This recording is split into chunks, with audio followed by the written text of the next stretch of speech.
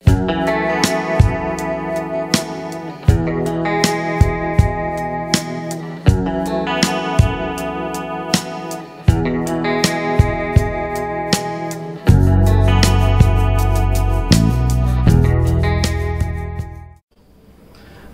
আলাইকুম, কেমন আছেন সবাই? codewindow পক্ষ থেকে আমি সবাইকে আমন্ত্রণ জানাচ্ছি।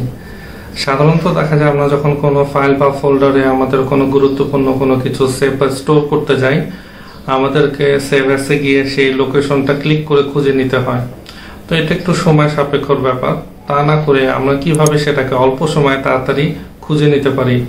তার মানে বন্ধুরা, আমি যেটা বোঝাতে চাচ্ছি সেটা হচ্ছে, দেখা গেল আমরা একটা ফোল্ডার করছি, তার ভিতর আরেকটি ফোল্ডার, তার ভিতর আরেকটি ফোল্ডার, এবং সেখানে আমাদের প্রয়োজনীয় ওয়ার্ড বা টেক্সট ফাইল বা কোনো গানের ফাইলকে আমরা সেভ করে রাখতে চাচ্ছি। তো এক্ষেত্রে দেখা যায় আমাদের বেশ কয়েকবার মাউসের সাহায্যে সেটাকে অনেকবার ক্লিক করে খুঁজে নিতে হয়। তো এটাকে এতবার ক্লিক না করে এক ক্লিকের মাধ্যমে আমরা আমাদের নির্দিষ্ট গন্তব্যে আমাদের ফাইল বা আমাদের প্রয়োজনীয় ফাইলগুলিকে ইজিলি সেভ করে রাখতে পারি। তো এইটা নিয়ে আজকের ভিডিওটি সাজানো। তো চলুন প্র্যাকটিক্যালে ফিরে যাই। ওকে, ফিরে আসলাম প্র্যাকটিক্যালে। তো প্রথমে আমি আমার কম্পিউটার দিস পিসিতে ঢোকার পর আমি এখান থেকে একটি ড্রাইভ নিয়ে নিলাম, ধরুন ই ড্রাইভ। তো এখানে আমি একটি ফোল্ডার তৈরি করে নিলাম, একটি ফোল্ডার নিলাম, তার নাম দিলাম টেস্ট।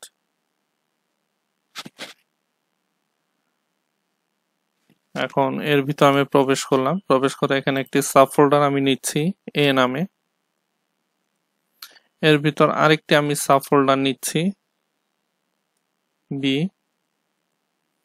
এবং এর মধ্যে সর্বশেষ সাব ফোল্ডারটি আমি নিচ্ছি সি। এখন এই যে আমার A B C, that means আমি একটু আরেকবার দেখাই আমি যেটা করলাম। তো আমি যেটা করেছি আমার ই ড্রাইভের ভিতরে, দ্যাট মিনস এটা হচ্ছে আমার ই ড্রাইভ। এই ভিতরে আমি একটা ফোল্ডার নিয়েছি টেস্ট নামে, এর ভিতরে আমি একটি সাব ফোল্ডার নিয়েছি এ নামে, এর ভিতরে আছে আরেকটি সাব ফোল্ডার যার নাম বি, বির ভিতরে আছে আরেকটি সাব ফোল্ডার যার নাম সি। এর ভিতরে মূলত আমি আমার ফাইলটিকে সেভ করব। তো সাধারণত আমরা যারা কোডিং করি, ওয়ার্ড ফাইলে টাইপ করি, বা অনেক সময় কোনো ফাইলকে সেভ করতে চাই কোনো লোকেশনে, তো আমি দুইটা ওয়ে দেখাবো। প্রথম ওয়ে হচ্ছে যেটা সাধারণত আমরা করে থাকি, এবং পরবর্তী ওয়েটা হচ্ছে যে শর্টকাটটা ইউজ করে আপনি খুব অনায়াসে কাজটি খুব তাড়াতাড়ি করতে পারেন। তো প্রথমে দেখাই ট্রেডিশনাল ওয়ে, যেটা আমরা প্রায় করে থাকি। তো ধরুন আমি এখান থেকে একটি ওয়ার্ড ফাইল ওপেন করে নিলাম, একটি ব্ল্যাঙ্ক ডকুমেন্ট নিয়ে নিচ্ছি। এখানে ধরুন কিছু কথা আমি লিখলাম। এখন এটাকে সেভ করতে হবে, সো আমরা কিবোর্ডে কন্ট্রোল এস ক্লিক করতে পারি। এখান থেকে আমি আমার লোকেশনটা বলে দিচ্ছি ব্রাউজ।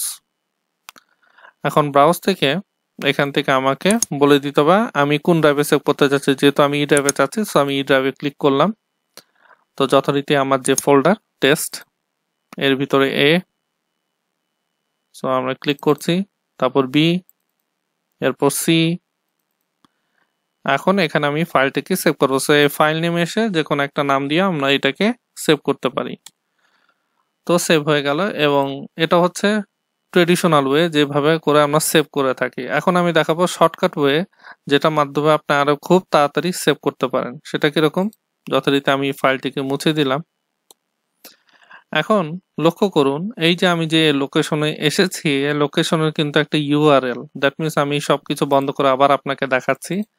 সো আমি চলে গেলাম ই ড্রাইভে, গেলাম এখান থেকে টেস্টের ভিতরে আমার ফোল্ডার এ, বি, সি, এবং এই যে এবিসি এই পর্যন্ত যে আমি আসলাম, এটার কিন্তু একটা রেকর্ড বা এটার একটা ইউআরএল উইন্ডোজ তৈরি করে রাখে। সো আপনি খালি জায়গায় ক্লিক করুন, দেখুন এই যে লোকেশনটি, ফাইল যে লোকেশন, এটা কিন্তু সে হাইলাইট করে রেখেছে।